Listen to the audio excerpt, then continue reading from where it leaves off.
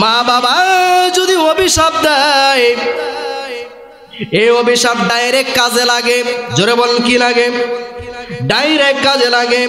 এ মুসলমান ইমানদার আল্লাহর গোলাম, মা বাবার অভিশাপ দুনিয়াতেও কাজে লাগে, দুনিয়াতে ডাইরেক্ট কবুল হয়ে যায়।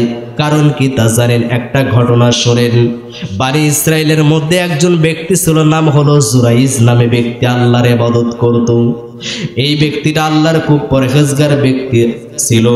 এই ব্যক্তিটা সুন্দর একটা ঘর বানাইয়া, মাটির ঘর বানাইয়া আল্লাহর ইবাদত করত। একদিন তার মা যাইয়া বলে জুরাইজ, ডাক দেয়। জুরাইজ তখন নামাজে ছিল। এইবার জুরাইজ নামাজের মধ্যে বলে, আল্লাহ,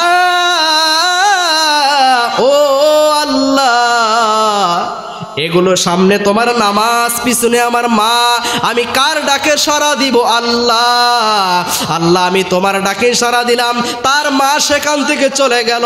এই যুবক ভাইরা রে, খুব মনোযোগ সহকারে শুনতে হবে। মুসলমান ইমানদার আল্লাহর গোলাম, পরের দিন আবার জুরাইজের মা আসলেন। জুরাইজের মা সে বলে, ও জুরাইজ। জুরাইজ এবার নামাজে থাকে। জুরাইজ বলে, আল্লাহ, আমি নামাজ পড়ছি, পিছনে আমার মা ডাকছে, আমি কার ডাকে আগে সাড়া দিব? আমি তোমার নামাজকে প্রাধান্য দিলাম। জুরাইজের মা ফিরে গেল বাড়িতে। 3 দিনের দিন এসে দেখে জুরাইজ আবার নামাজ পড়ছে, নামাজে দাঁড়িয়ে আছে। এবার জুরাইজের মা পিছন দিক থেকে বলে, জুরাইজ। জুরাইজ বলে, আল্লাহ, সামনে নামাজ, পিছনে মা, আমি নামাজ পড়ছি, তোমার ইবাদত করছি, পিছনে মা ডাকছে, কার ডাকে সাড়া দিব? তোমার নামাজকে প্রাধান্য দিলাম। জুরাইজের মা বলে, ও আল্লাহ, আমার সন্তানকে জেনাকারিনী মহিলার মুখ না দেখে যেন মৃত্যু দিও না। এ মুসলমান ভাইরা, আমার বন্ধুগণেরা, এই কথা বলে জুরাইজের মা বাড়িতে চলে গেছে। ওদিকে জুরাইজের ঘরে ওই ইবাদত খানায় একটি রাখাল থাকতো, একজন মহিলা। ওই রাখালের সঙ্গে জিনা ব্যভিচার করে ওই মহিলার বাচ্চা হয়েছে, অবিবাহিত মহিলার বাচ্চা। যখন বাচ্চা হয়েছে, এলাকার মানুষ জিজ্ঞেস করে, তুমি এই বাচ্চা কোথায় পেলে? এই বাচ্চার বাপকে?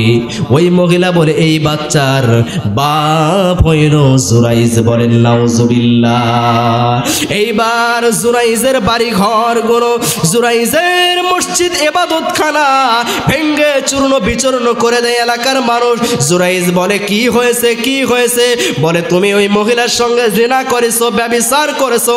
বলছে, না না, আমি করিনি। বলছে, এই সন্তানটা কার? জুরাইজ বলে, ওই সন্তানটা আমার কোলে দাও।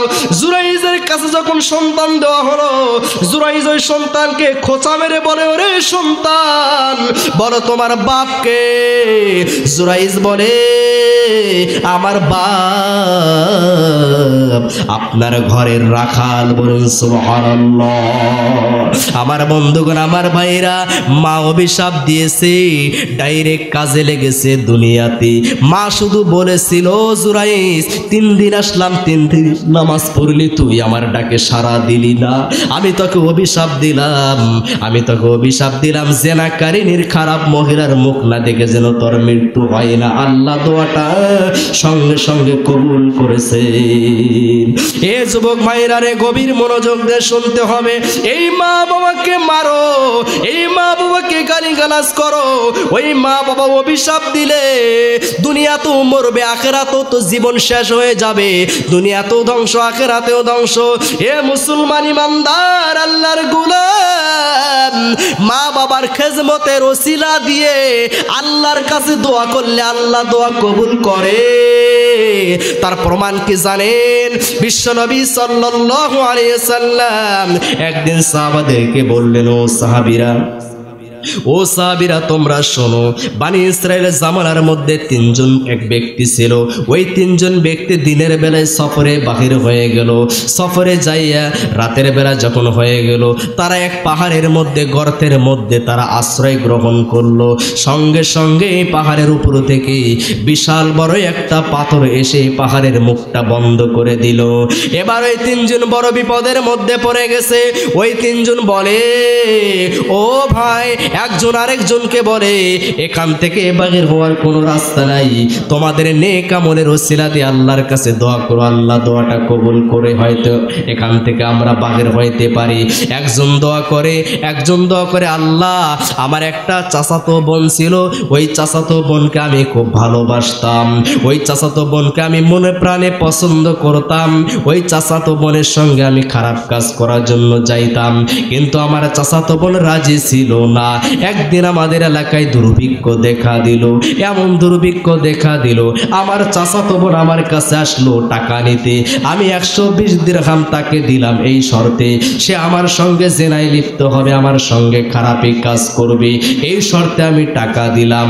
আমার চাচাতো বোন রাজি হইয়া গেল, আমি তাকে 120 দিনার দিয়ে দিলাম। এ যুবক ভাইরা রে, গভীর মনোযোগ দিয়ে শুনতে হবে। এবার ওই ব্যক্তি আল্লাহর কাছে দোয়া করছে, আল্লাহ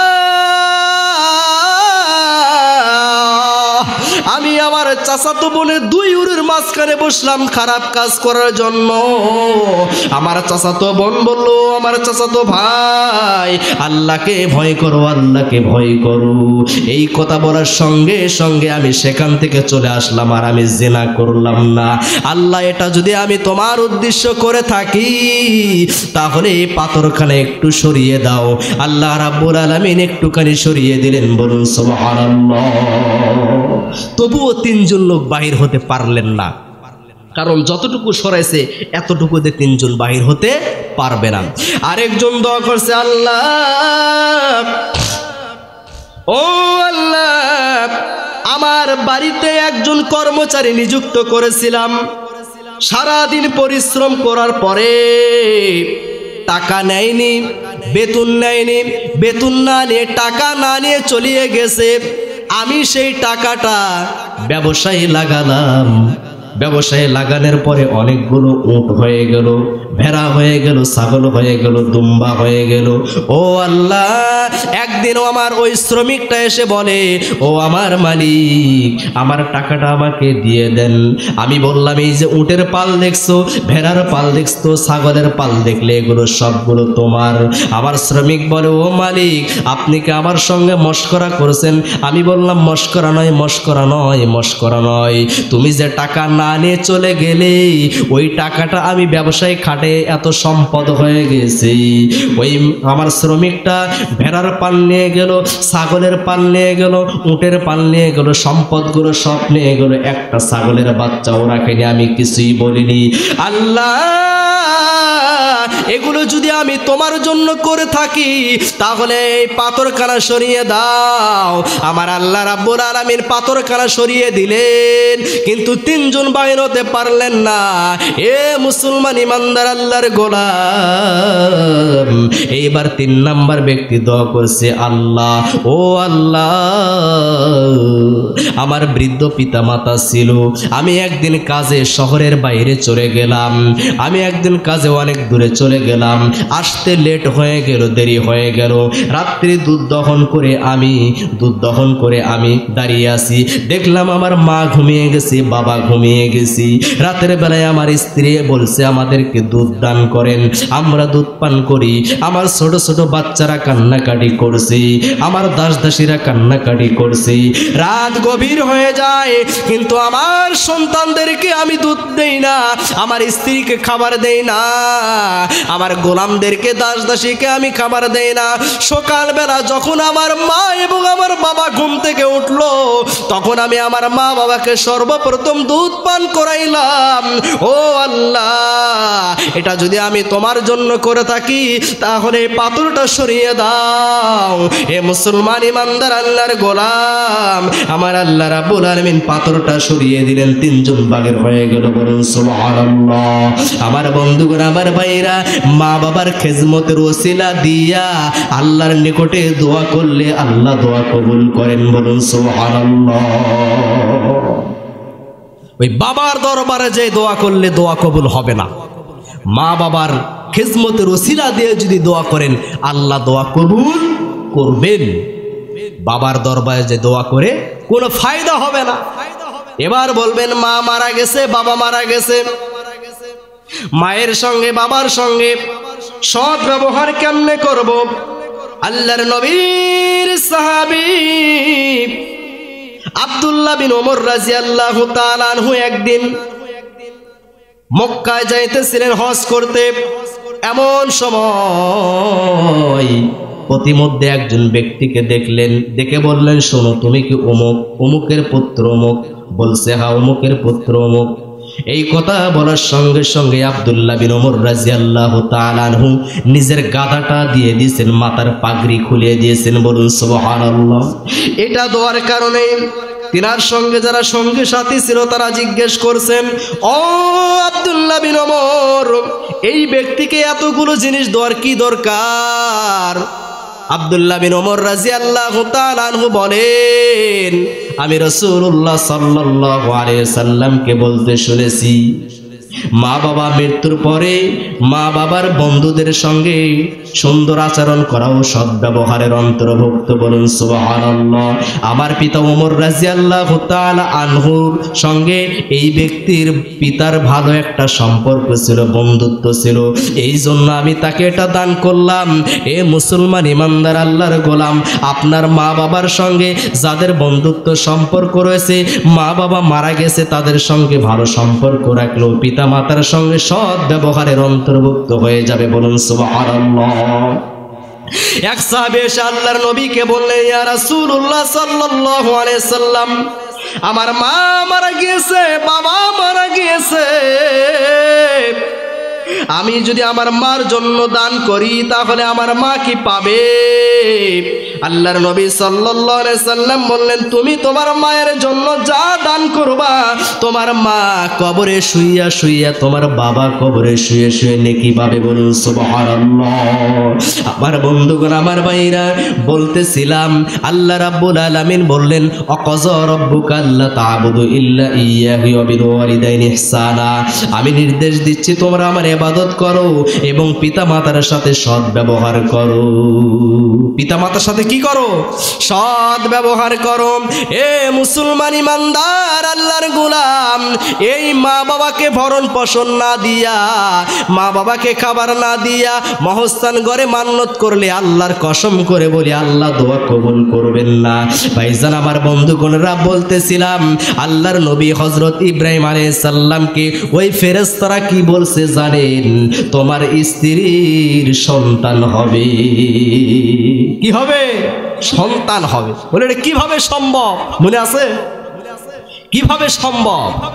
বলছে আল্লাহ যদি দেয় তাহলে হবে। আল্লাহ রাব্বুল আলামিন বৃদ্ধা বয়সে সন্তান দিয়েছেন। জোরে বলেন, দিয়েছেন কি দেন নাই? অবশ্যই দিয়েছেন। বাপ ছাড়া আল্লাহ রাব্বুল আলামিন হযরত ঈসা আলাইহিস সালামকে তৈরি করেছেন। মা বাবা ছাড়া আদম আলাইহিস সালাম, হযরত হাওয়া আলাইহিস সালামকে তৈরি করেছেন। জোরে বলেন কথা ঠিক না ব্যাঠিক? আমার বন্ধুগণ, আমার ভাইরা, খুব খেয়াল করে শুনতে হবে। এবার ওই ফেরেশতারা কি বলল? ও ইব্রাহিম, আমরা লূত আলাইহিস সালামের কওমকে ধ্বংস করতে যাব। আল্লাহর নবী ইব্রাহিম আলাইহিস সালামের কাছ থেকে ফেরেশতারা বিদায় হইয়া লূত আলাইহিস সালামের নিকটে চলে গেলেন। এবার লূত আলাইহিস সালামের নিকটে যখন গিয়েছে, ওই কওমের লোকেরা খবর পেয়েছে লূত আলাইহিস সালামের বাড়িতে একদল ফেরেশতা এসে, একদল সুন্দর যুবক এসেছে, তাদের সঙ্গে জিনা করতে হবে। যখন চলে এসেছে ওই যুবকের দলের লোকেরা, তখন আল্লাহর নবী লূত আলাইহিস সালাম বলেছেন, ফাত্তাকুল্লাহ, তোমরা আল্লাহকে ভয় করো। কাকে ভয় করো? আল্লাহকে ভয় করো। এই কথা বললেন কারণ আল্লাহ যে জাতিকে ধ্বংস করেন, এই জাতির শেষ মুহূর্তে আল্লাহ তাআলা পরীক্ষা নেন। আল্লাহ রাব্বুল আলামিনের ফেরেশতারা বললেন, ও লূত আলাইহিস সালাম, তুমি তোমার কওম নে, যারা তোমাকে মানে তাদেরকে নিয়ে তুমি চলে যাও, এদেরকে আমরা ধ্বংস করব। এমন একটা গভীর ডাক দিলেন ফেরেশতারা। এক ডাকে লূত আলাইহিস সালামের কওমের লোকেরা ধ্বংস, নিচের মাটি তুলিয়ে উপর করে ফেলে দিয়েছেন। বলেন নাউজুবিল্লাহ। আমার বন্ধুগণ, আমার ভাইরা, বলতেছিলাম আল্লাহ রাব্বুল আলামিন বললেন, ইন্না বাতুশা রাব্বিকা লাশাদীদ, নিশ্চয় মহান আল্লাহ রাব্বুল আলামিনের পাকড়াও বড়ই কঠিন। আল্লাহকে দেখে ভয় করতে হবে। হে মুসলমান ইমানদার আল্লাহর গোলাম, যদি আমরা আল্লাহকে দেখে ভয় করি তাহলে আল্লাহ আমাদেরকে কি দিবে? সূরা আর রহমানের ভিতরে আমার আল্লাহ রাব্বুল আলামিন বলেন ওয়ালিমান খাফা মাকামা রাব্বিহি জান্নাতান, যারা আল্লাহকে দেখে ভয় করে আল্লাহ রাব্বুল আলামিন তাদেরকে জান্নাতের দুটি বাগান দান করবেন। বলুন সুবহানাল্লাহ। জান্নাতের কি দিবেন? দুটি বাগান দান করবেন। জান্নাতের বাগান চিনেন? জান্নাতের জায়গার দাম জানেন? আপনাদের এলাকায় ঘোড়া আছে? ঘোড়া আছে? শহরাঞ্চলের মধ্যে বেশি আছে। ঘোড়ার চাবুক দেখেছেন? চাবুক, এই চাবুক পরিমাণ জায়গা জান্নাতের যে দাম 7 আসমান জমিন 1000 বার বেচলেও হবে না। বলুন সুবহানাল্লাহ। এই জান্নাতের দুটি বাগান দান করবেন আপনাকে আমাকে, যদি আমরা আল্লাহকে দেখে কি করি? ভয় করি। আমার বন্ধুগণ, আমার ভাইরা রে, গভীর মনোযোগ দিয়ে শুনতে হবে। আল্লাহকে দেখে ভয় করতে হবে। কখন জান্নাতে যাব, কখন জাহান্নামে যাব আমরা জানি? জোরে বলেন জানি? ইবনে মাসউদ রাদিয়াল্লাহু তাআলা হতে বর্ণিত সহিহ বুখারী মুসলিমের হাদিস, গভীর মনোযোগ দিয়ে শুনতে হবে। আল্লাহর নবী সাল্লাল্লাহু আলাইহি সাল্লাম বলছেন, তোমাদের কাউকে আল্লাহ রাব্বুল আলামিন এভাবে তৈরি করেন, মায়ের গর্ভে 40 দিন বীর্য আকারে থাকে। জোরে বলেন কি আকারে থাকে? বীর্য আকারে থাকে 40 দিন। এরপর 40 দিন রক্তের টুকরা হয়। এরপর 40 দিন পরে আল্লাহ তাআলা গোশতের টুকরা করে। 4 মাস যখন হয়ে যায় আল্লাহ রাব্বুল আলামিন ফেরেশতার মাধ্যমে রূহ ফুঁকিয়ে দেন এবং সেখানে 4টি বিষয় লেখা হয়।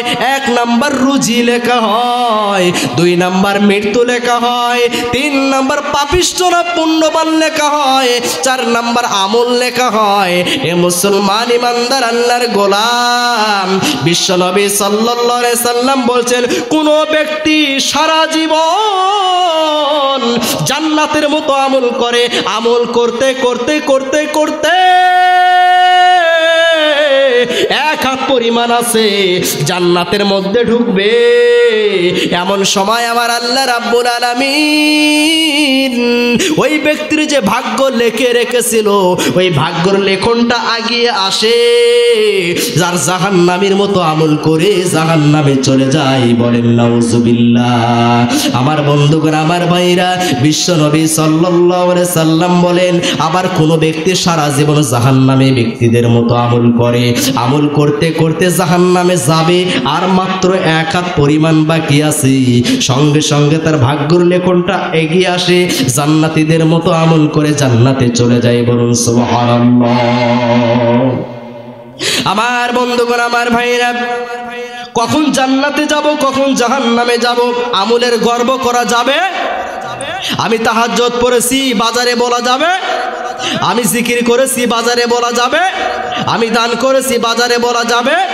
কখন জান্নাতে যাব, কখন জাহান্নামে যাব? সারা জীবন নামাজ পড়েনি, কিন্তু রাতের বেলা তওবা করছে, আল্লাহ আগামীকাল ফজরের থেকে আমি নামাজ পড়ব। আমার বয়স 60 হয়ে গেছে, আমি নামাজ পড়িনি, ফজর থেকে আমি নামাজ পড়ব। এ মুসলমান ইমানদার আল্লাহর গোলাম, এই 60 বছর বয়সে যদি কোনো ব্যক্তি তওবা করে, তওবা করার পরে যদি রাতের বেলায় ঘুমের ঘরে মারা যায়, আমার আল্লাহ রাব্বুল আলামিন ওই ব্যক্তিকে জান্নাত দিয়ে দিবেন। বলুন সুবহানাল্লাহ। আমার ভাইরা, আমার বন্ধুগণেরা, গভীর মনোযোগ দিয়ে শুনতে হবে। আব্দুল্লাহ বিন ওমর রাদিয়াল্লাহু তাআলা আনহু বলেন, আল্লাহর নবী সাল্লাল্লাহু আলাইহি সাল্লাম বলেছেন, ইয়াকুমুন নাসু লিরাব্বিল আলামিন, তোমরা আল্লাহকে ভয় করো, হাত্তা ইয়াগিবাল হাদাহুমা ফি রাশিহি আলা ইনসাফি উযুনাইহি, কেননা কিয়ামতের দিন কারো ঘাম হবে হাঁটু পর্যন্ত, কারো ঘাম হবে কোমর পর্যন্ত, কারো ঘাম হবে গলা পর্যন্ত। হযরত মিকদাদ রাদিয়াল্লাহু তাআলা আনহু বলেন, কিয়ামতের দিন মানুষের নিকট সূর্য 1 মাইল উপরে আসবে, মাটি পুড়ে তামার ন্যায় হয়ে যাবে।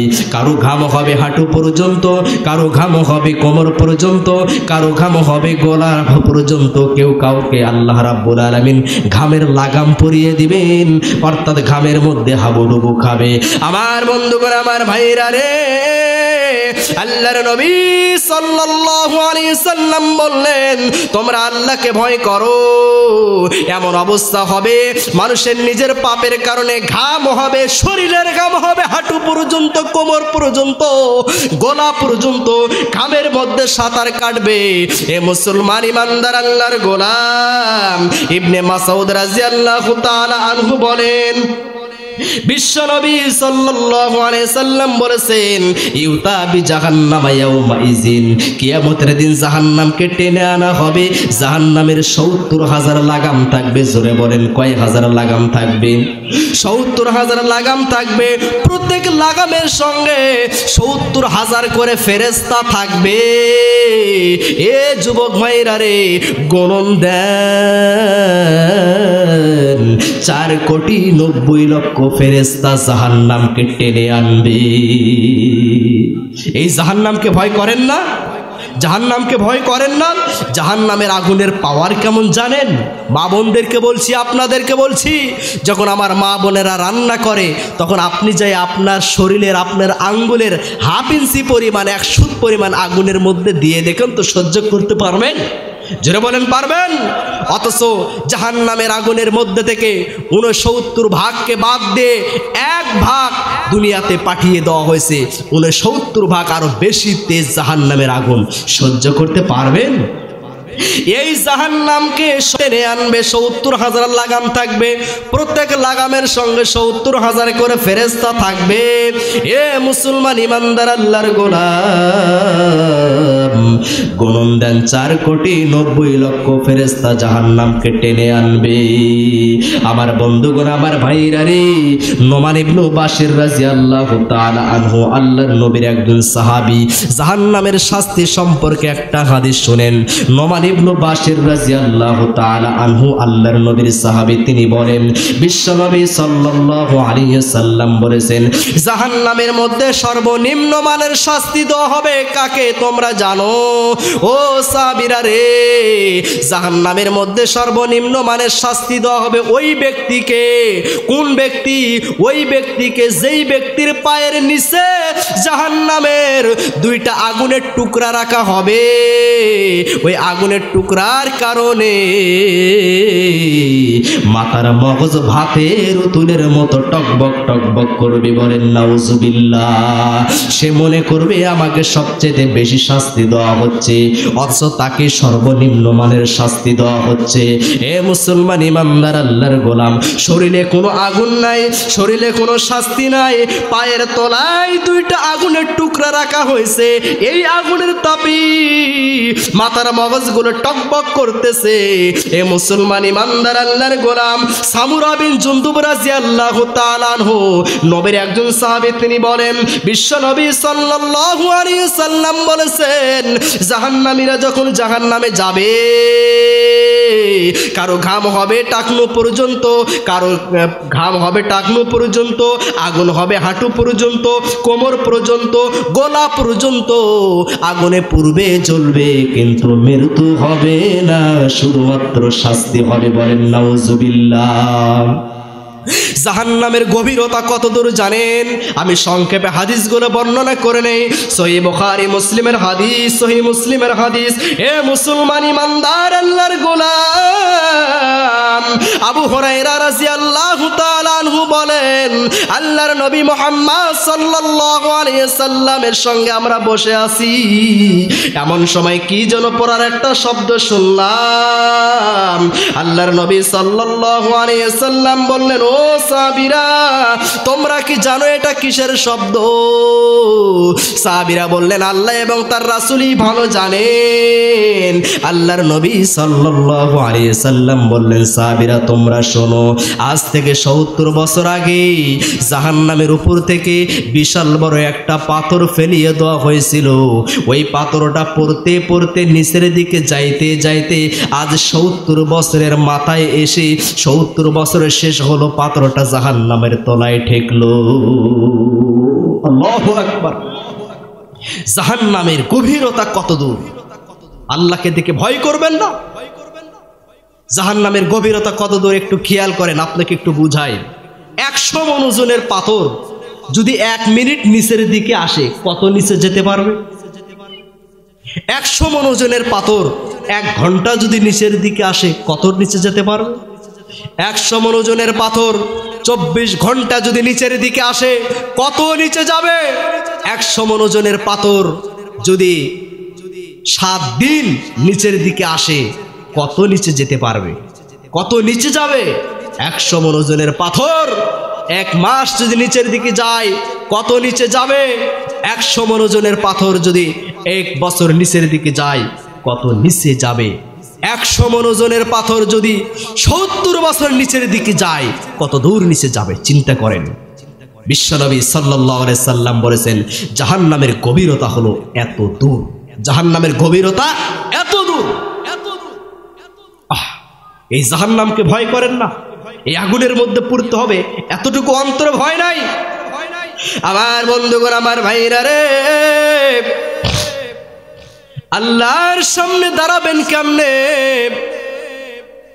আদি ইবনে হাতিম রাদিয়াল্লাহু তাআলা আনহু নবীর একজন সাহাবী, শুধু হাদিস বলছি। আল্লাহর নবী সাল্লাল্লাহু আলাইহি সাল্লাম বলেন, ও সাহাবীরা রে,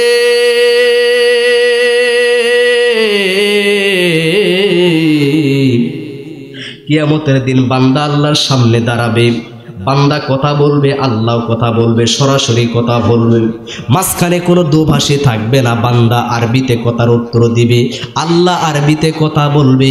কবরের ভাষা আরবি, জান্নাতের ভাষা আরবি, আখিরাতের ভাষা আরবি, আল্লাহর ভাষা আরবি, কোরআনের ভাষা আরবি। মুসলমান ইমানদার আল্লাহর গোলাম ডান দিকে তাকাবে, আল্লাহর নবী সাল্লাল্লাহু আলাইহি সাল্লাম বলছেন তোমার ভালো আমল দেখতে পাবে। বাম দিকে তাকাবে, তোমার খারাপ আমল তুমি দেখতে পাবে। সামনের দিকে তাকাবে, জাহান্নাম দেখতে পাবে। ফাত্তাকুন নারি ওয়ালাউ বিশিক্কি তামরাতিন, তোমরা জাহান্নামের আগুন থেকে বাঁচো 1 টুকরা খেজুর দান করে হলো। বলুন সুবহানাল্লাহ। তার মানে জাহান্নামের আগুন থেকে যদি তোমরা বাঁচতে চাও, কিছুই যদি না থাকে 1 টুকরা খেজুর তোমরা দান করো। যদি 1 টুকরা খেজুর দান করো, আল্লাহ তাআলা এর বদলেতে জাহান্নামের আগুন থেকে তোমাকে বাঁচাবেন। বলুন সুবহানাল্লাহ। আজকে মসজিদে যখন জুমার দিন যান, 5টা টাকা 10টা টাকা নিয়ে যাওয়ার শক্তি থাকে না। দিনে আপনি 2 প্যাকেট 3 প্যাকেট সিগারেট খেয়ে শেষ করে ফেলে দেন। জোরে বলেন কথা ঠিক না বেঠে? জোরে বলেন কথা ঠিক না বেঠে? বাড়ির পাশে অসুস্থ মানুষ শুয়ে আছে, আপনি দান করতেছেন না, তাকে আপনি চিকিৎসার জন্য টাকা দেন না, অথচ মরা মানুষের কবরে যে আপনি টাকা দিচ্ছেন, মরা মানুষের কবরে যে আপনি স্বর্ণ দিচ্ছেন, রূপা দিচ্ছেন, মানত করে দিচ্ছেন। মুসলমান ভাইরা, আমার বন্ধুগণেরা, আল্লাহর নবী সাল্লাল্লাহু আলাইহি সাল্লাম বললেন ফাত্তাকুন নারি ওয়ালাউ বিশিক্কি তামরাতিন, তোমরা জাহান্নামের আগুন থেকে বাঁচো 1 টুকরা খেজুর দান করে হলো। 1 টুকরা খেজুর দান করে হলো। আপনার বাড়ির পাশে অসুস্থ মানুষ চিকিৎসা করতে পারতেছে না, আপনি তাকে চিকিৎসা করান, টাকা দেন, তাকে আপনি দান করেন। তাকে দান না করে মসজিদে দান করে টাইলস করছেন। আপনার বাড়ির প্রতিবেশী না খেয়ে মারা যাচ্ছে, পোশাক পায় না, শীতের মধ্যে পোশাক কিনতে পারে না, অসুস্থ হয়ে পড়ে আছে, চিকিৎসা করতে পারতেছে না। আপনি মসজিদ বাইরে কি করবেন? মসজিদে আপনি টাইলস লাগায় কি করবেন? হাইফাই করে আপনি কি করবেন? এসি লাগায় কি করবেন? থাকবেন মাত্র 10 মিনিট, এসি লাগাচ্ছেন, আর আপনার বাড়ির পাশে আপনার প্রতিবেশী অসুস্থ হয়ে মারা যাচ্ছে, আপনি তার খোঁজ খবর রাখতেছেন না। এটা কখনো মুসলমানের আচরণ হতে পারে না। আমার বন্ধুগণ, আমার ভাইরা, সহিহ বুখারী মুসলিমের হাদিস, আবু হুরায়রা রাদিয়াল্লাহু তাআলা আনহু বলেন আল্লাহর নবী সাল্লাল্লাহু আলাইহি সাল্লাম বলেছেন, আল্লাহ কিয়ামতের দিন বলবেন, ও বান্দা, আমি অসুস্থ ছিলাম, তুমি আমাকে দেখতে যাওনি। ও বান্দা, আমি ক্ষুধার্ত ছিলাম, তুমি আমাকে খাদ্য দাওনি। ও বান্দা, আমি পিপাসিত ছিলাম, তুমি আমাকে পানি পান করাওনি। বান্দা বলবে, আল্লাহ আপনি তো মহান সৃষ্টিকর্তা, আপনি কেমনে অসুস্থ হন?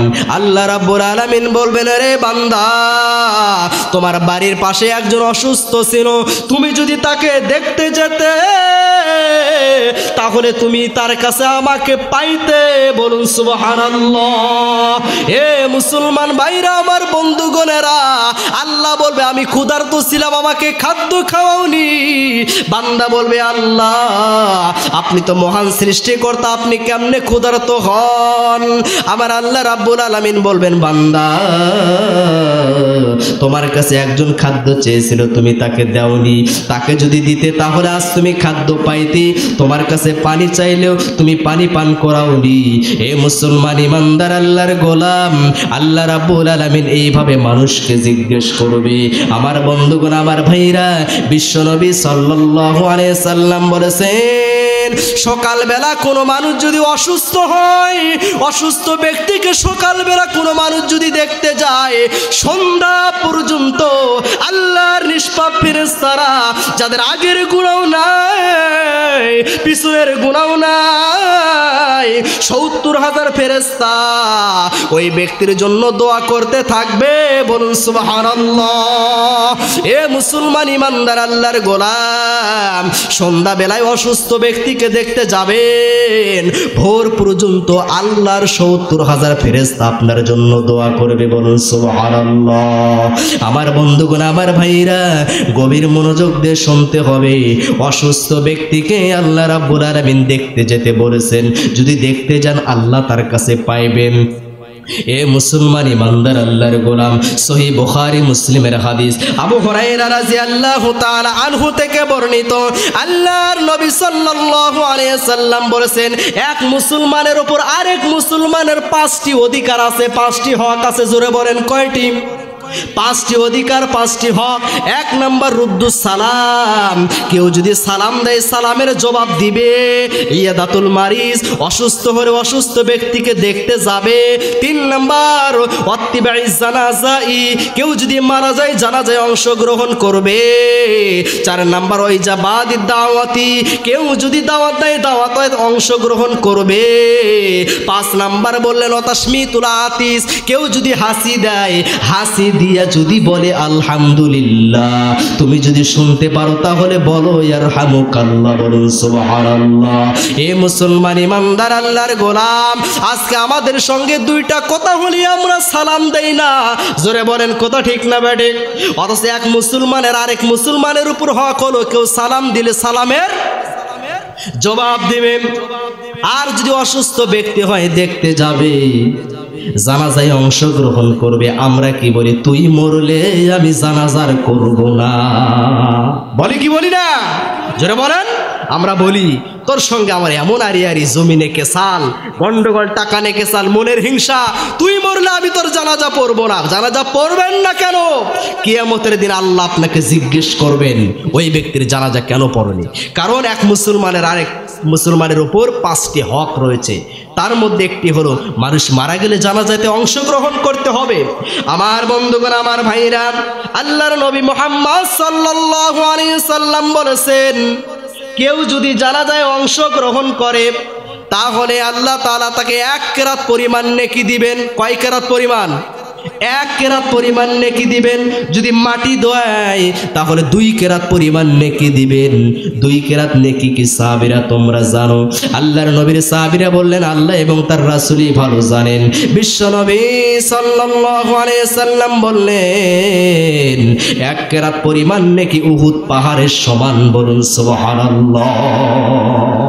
জানাজায় অংশগ্রহণ করবেন, উহুদ পাহাড় সম পরিমাণ একটা নেকি পাবেন। যদি মাটি দেন তাহলে 2টা নেকি পাবেন। উহুদ পাহাড় সম পরিমাণ আল্লাহ তাআলা নেকি দিয়ে দিবেন। এ মুসলমান ইমানদার আল্লাহর গোলাম, বলতেছিলাম অসুস্থ মানুষকে দান করতে হবে।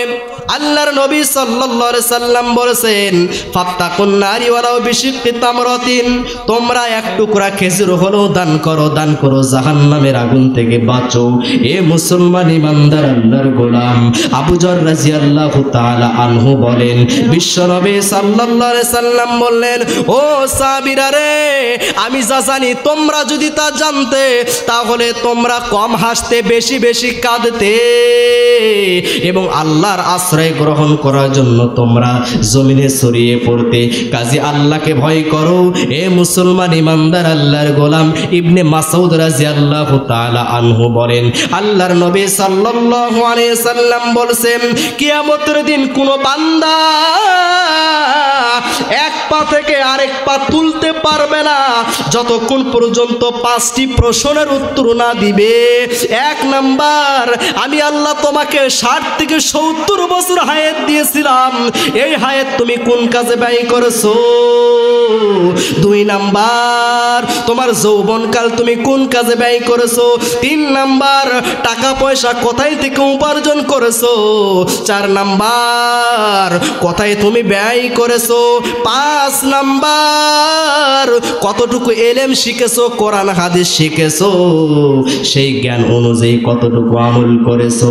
মুসলমান ইমানদার আল্লাহর গোলাম, এই 5টি প্রশ্নের উত্তর দেওয়ার আগ পর্যন্ত একটা ব্যক্তি একটা কিয়ামতের দিন পা তুলতে পারবে না।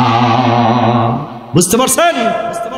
কোন ব্যক্তি একটা পা তুলতে পারবে না এই 5টি প্রশ্নের উত্তর দেওয়া পর্যন্ত। এ মুসলমান ভাইরা, আমার বন্ধুগণেরা, খুব মনোযোগ সহকারে শুনতে হবে।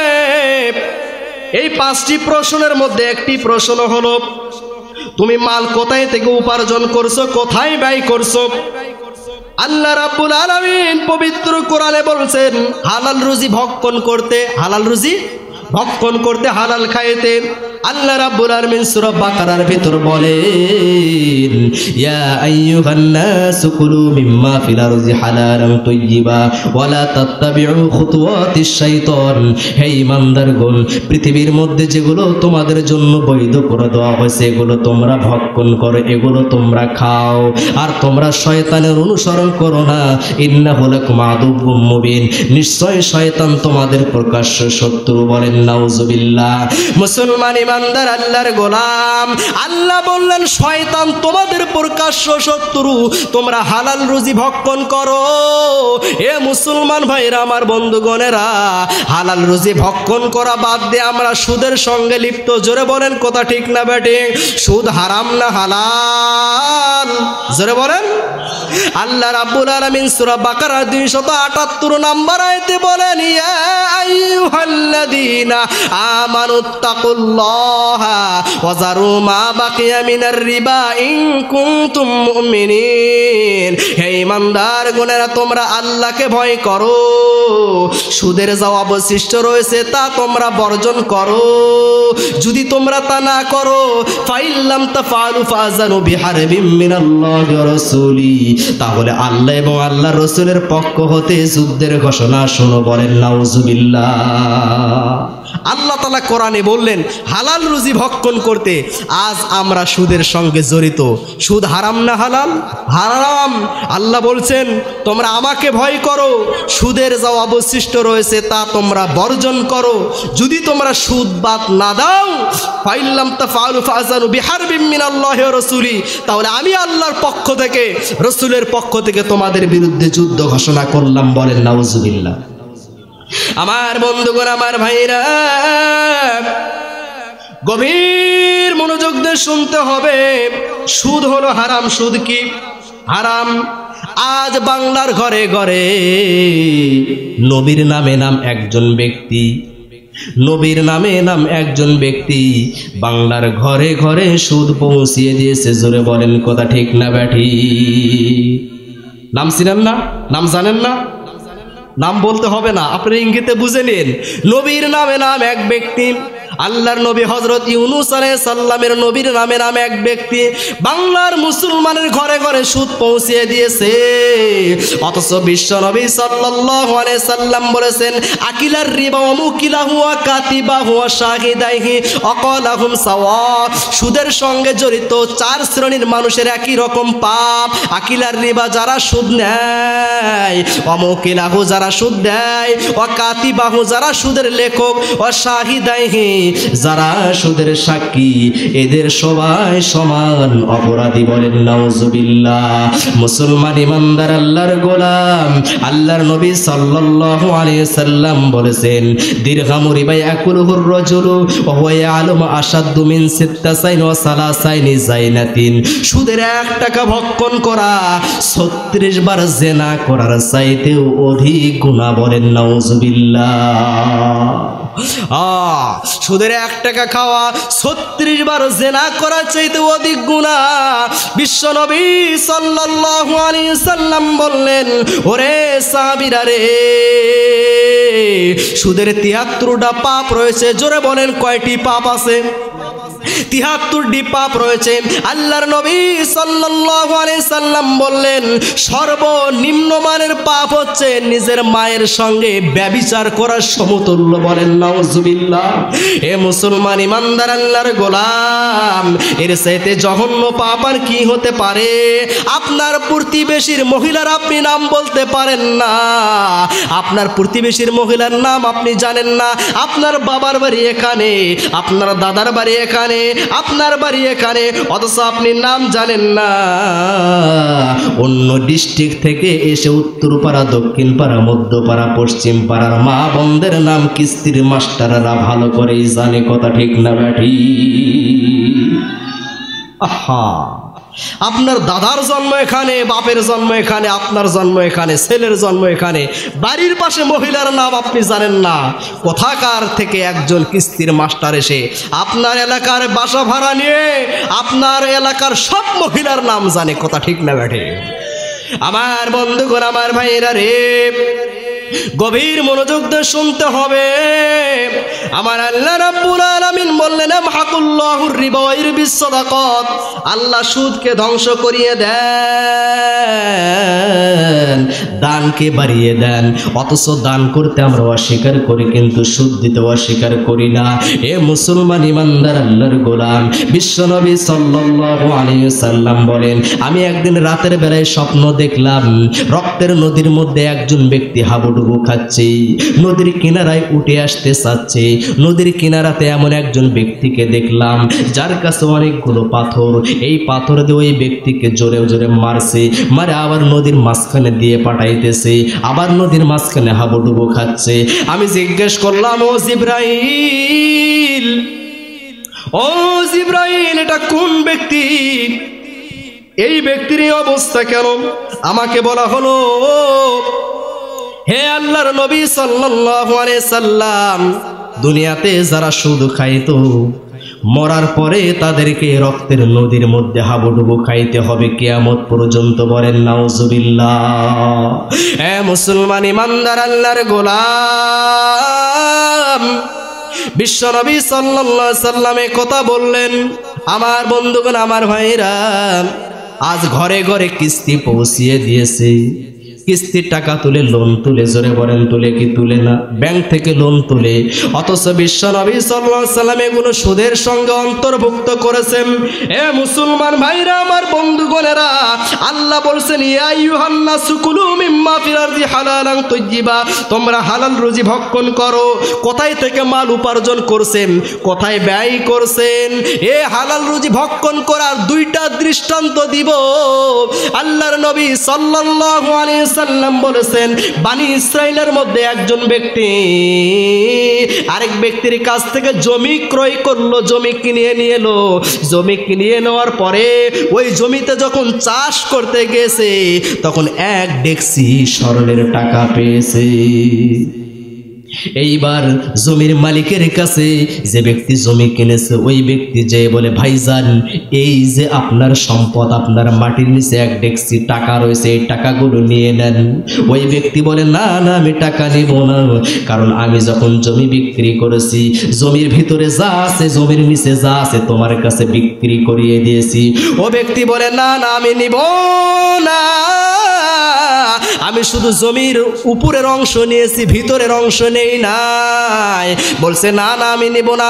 2 জনই নিতে চাচ্ছে না। কেমন ইমানদার! আমরা হলে কি করতাম? কাউকে বলবো না।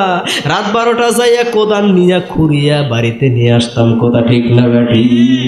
এ মুসলমান ইমানদার আল্লাহর গোলাম কাজীর কাছে গেল, বিচারকের কাছে যে বলে, ও বিচারক, এই ডেক্সির স্বর্ণগুলো কি করব? ও নিতে চাচ্ছে না, আমিও নিতে চাচ্ছি না। ওই বিচারক বলে, তোমাদের কি কোনো ছেলে মেয়ে আছে?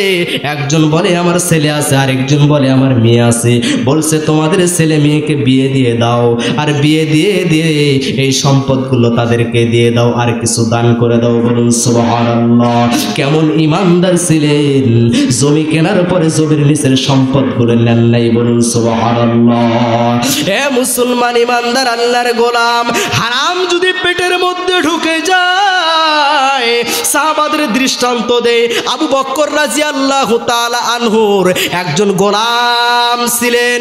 এই গোলাম একদিন উপার্জন করে আবু বকর রাদিয়াল্লাহু তাআলা আনহুকে দিলেন। ওই গোলাম চুক্তি করেছিল, আমি উপার্জন করে আপনাকে দিব।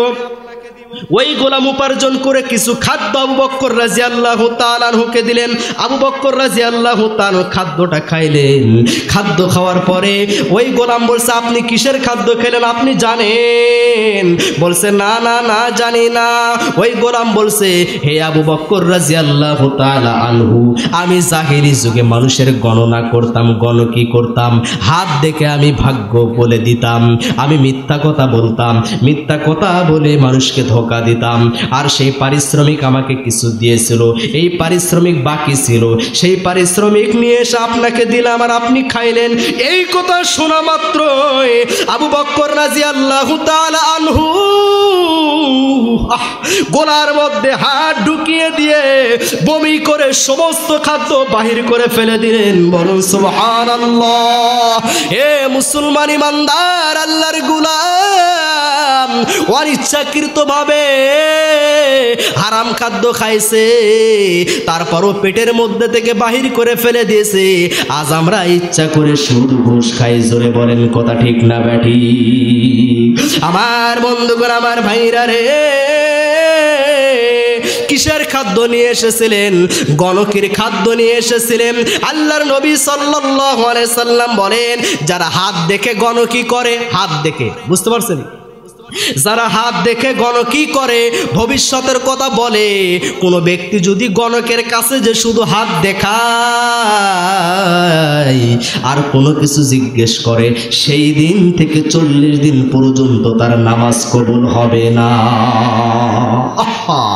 বিশ্বনবী সাল্লাল্লাহু আলাইহি সাল্লাম বললেন, আর গণক যা বলল তাই যদি বিশ্বাস করে, তাহলে আমার উপর যে কোরআন নাজিল হয়েছে সেজন্য এই কোরআনকে অস্বীকার করলো, অর্থাৎ মুসলমান থেকে খারিজ হয়ে কাফের হয়ে গেল। বলেন নাউজুবিল্লাহ।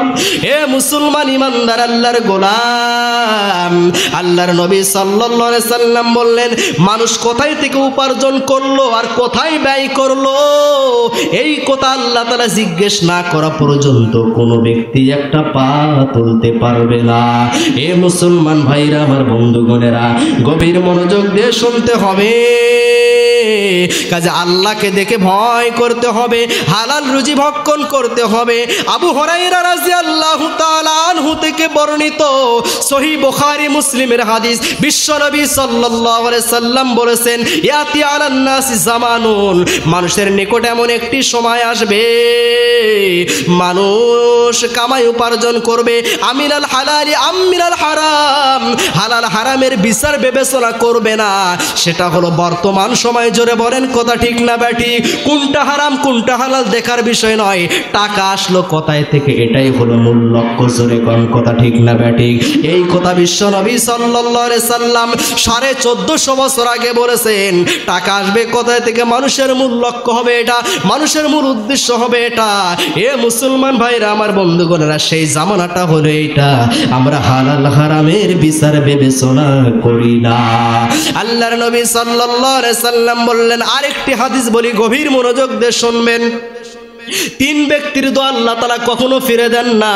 দাওয়াতুল মুসাফির, দাওয়াতুল মাজলুম, দাওয়াতুল ওয়ালিদি।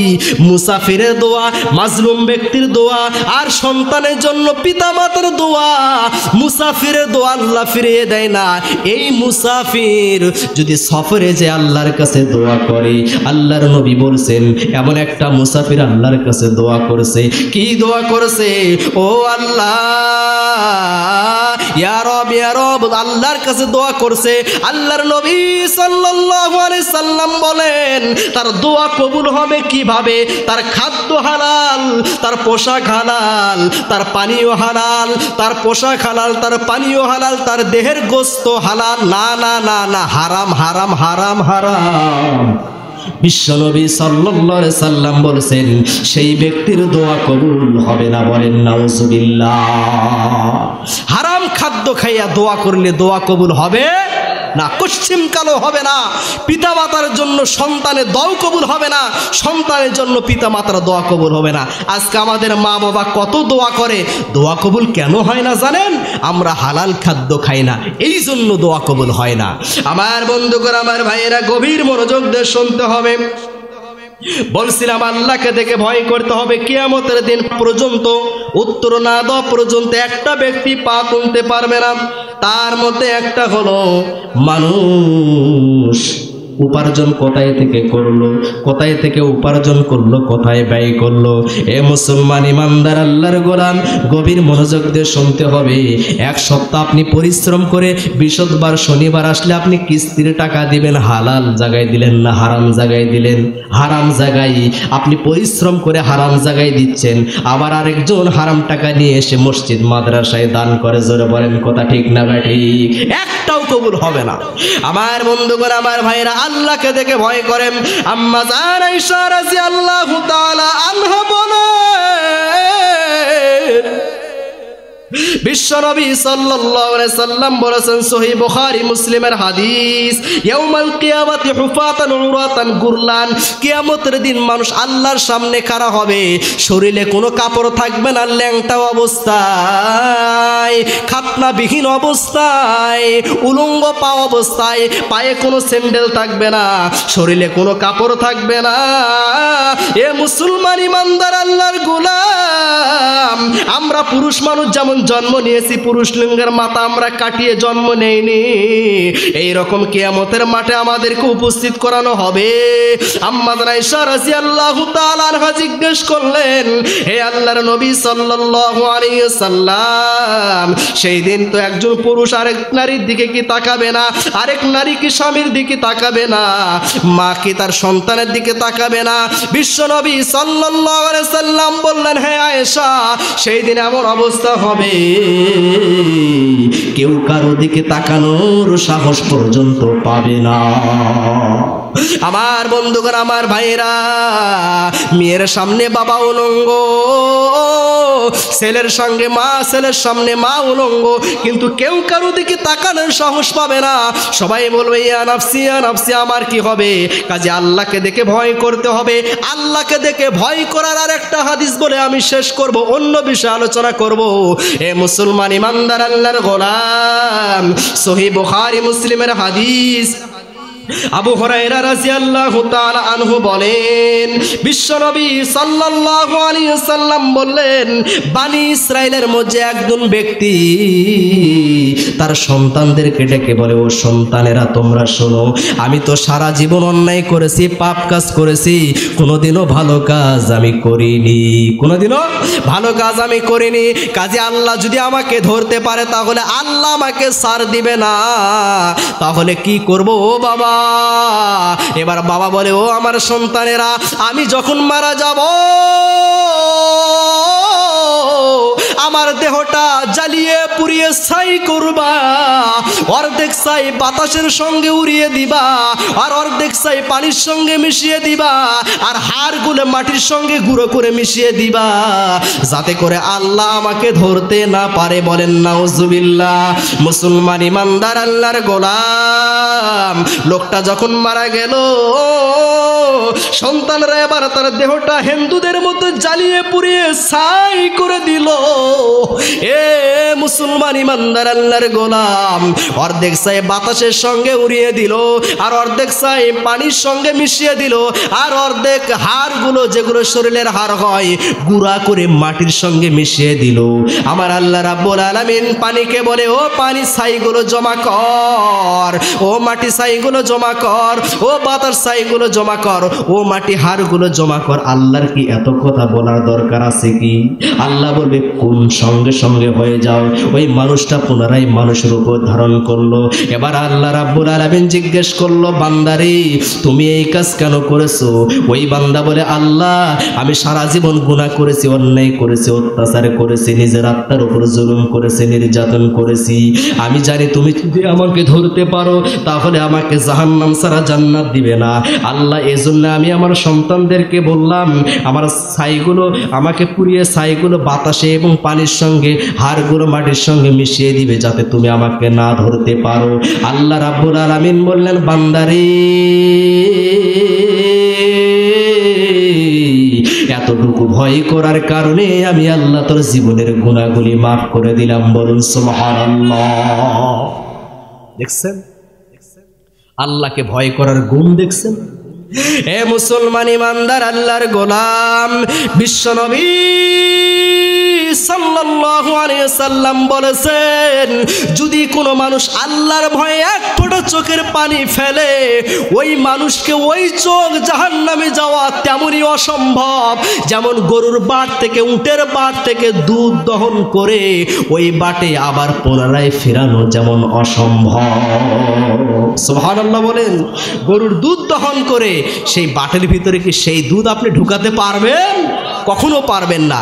বিশ্বনবী সাল্লাল্লাহু আলাইহি ওয়াসাল্লাম বলছেন, কোন মানুষ যদি আল্লাহকে দেখে ভয় করে, কাকে দেখে ভয় করে? আল্লাহকে দেখে যদি ভয় করে, তাহলে আল্লাহকে দেখে ভয় করে চোখের পানি ফেলে, তাহলে মহান আল্লাহ রাব্বুল আলামিন ওই ব্যক্তিকে জাহান্নামে দিবে না। ওই ব্যক্তিকে জাহান্নামে দেওয়া তেমনই অসম্ভব। বলুন সুবহানাল্লাহ। তাহলে আল্লাহকে দেখে ভয় করবেন কি করবেন না? আল্লাহকে দেখে ভয় করে বিড়ি বাদ দেওয়া লাগবে। বাদ দেবেন? হ্যাঁ হ্যাঁ, এবার হচ্ছে কাম। সারা রাত ওয়াজ করলেও ফুরাবে না।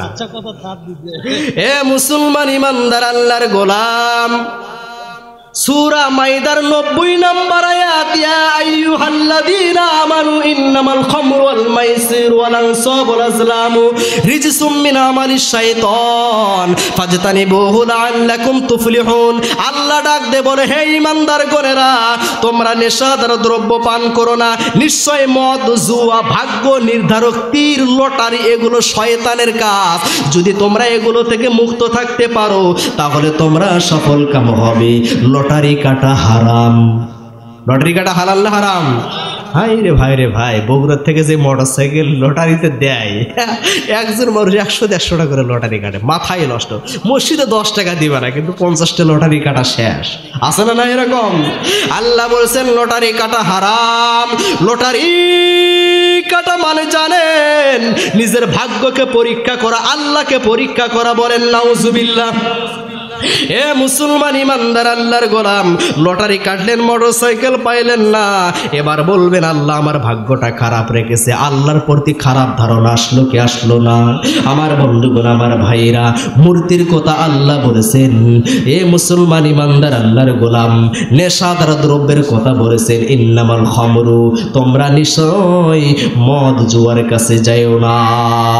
মদ কাকে বলা হয় জানেন? হযরত আনাস রাদিয়াল্লাহু তাআলা আনহু বলেন,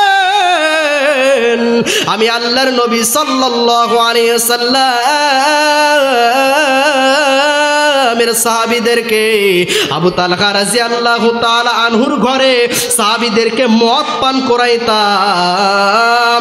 এমন সময় আল্লাহ রাব্বুল আলামিনের নবী একজন ঘোষককে ঘোষণা দিয়ে পাঠাইলো যে আল্লাহ মদটাকে হারাম করিয়ে দিয়েছে।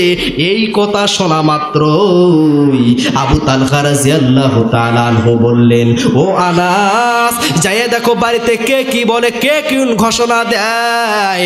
এইবার হযরত আনাস রাদিয়াল্লাহু তাআলা আনহু বাইরে এসে দেখলো যে একজন ব্যক্তি মদ হারাম হওয়ার ঘোষণা দিচ্ছে।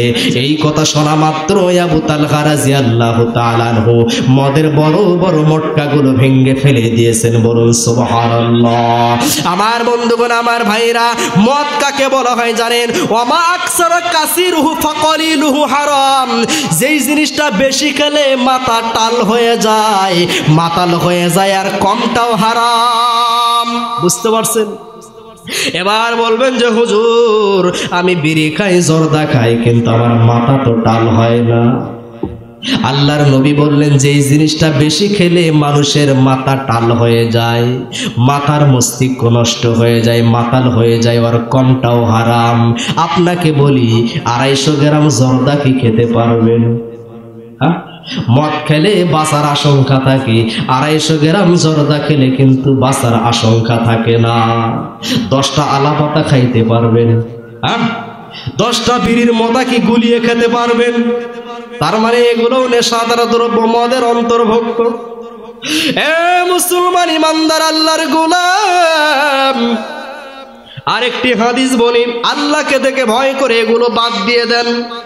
বিশ্বনবী সাল্লাল্লাহু আলাইহি সাল্লাম বলছেন, যে ব্যক্তি একদিন নেশাদার দ্রব্য পান করবে, আল্লাহ রাব্বুল আলামিন তার 40 দিন নামাজ কবুল করবে না।